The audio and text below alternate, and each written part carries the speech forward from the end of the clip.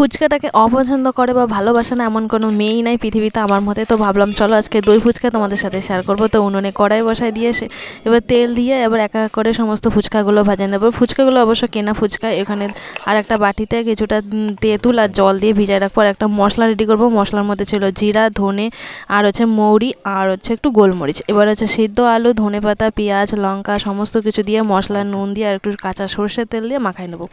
এবারে তেঁতুলগুলা জলে একটু নুন আর ওই যে মশলাটা করে রাখছিলাম মশলা দিয়ে একটু গুলাই নেবো। এইবার ফুচকাগুলো ভাজে রাখছিলাম সেগুলো এক এক করে ফাটাইয়া তার মধ্যে আলুর পুর দিয়ে দেবো। এবার সমস্তগুলো এক এক করে নেবো। তারপরে যে তেঁতুলগুলো জলটা করে রাখছিলাম তার উপরে সমস্ত কিছু দিয়ে এবার হচ্ছে এগুলো মিষ্টি দই দিয়ে দেবো। মিষ্টি দেওয়ার পরে তারপরে পেঁয়াজ কুচি, লঙ্কা কুচি, কিছুটা সিঁড়ি ভাজা আর গার্নিশের জন্য এখানে দিয়ে দেবো হচ্ছে বেদানা। বিশ্বাস করে এটা দেখতে যতটা লোভনীয় না, খাইতেও দারুণ লাগছিল। আর এখনকার দিনে ছেলেরাও তো পাল্লা দিয়ে মেয়েদের সঙ্গে ফুচকা খায়। তো যাই হোক, দেখা হচ্ছে অন্য কোনো রেসিপিতে। আজকের মতন টাটা।